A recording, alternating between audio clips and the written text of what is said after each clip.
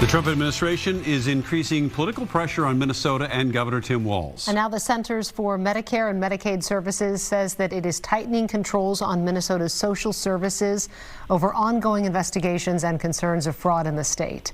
Our So-Young Kim joining us now. And So-Young, many may be more familiar with Dr. Oz as a doctor on TV, but he sent this letter to Walz as the federal administrator of these services. That's right, and the Trump administration is threatening to withhold federal funding if corrective steps and increased oversight aren't taken soon. We are done footing the bill for your incompetence.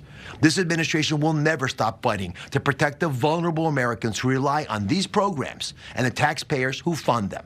In a letter addressed to Governor Tim Walz, Centers for Medicare and Medicaid Services Administrator Dr. Mehmet Oz says he's taking necessary steps to combat what he calls systemic fraud in Minnesota's Medicaid programs.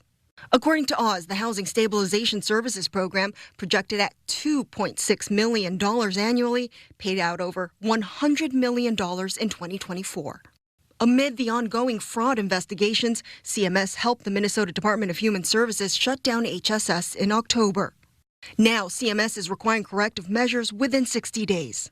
Minnesota DHS must provide weekly updates on how the state is stopping fraud, freeze provider enrollment for over a dozen programs that show high risk of abuse, verify all current providers are legitimate or remove them, and must submit a comprehensive correction action plan to prevent future fraud.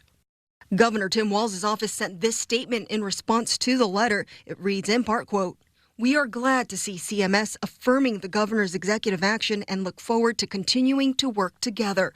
While the governor has been working to ensure fraudsters go to prison, the president is letting them out."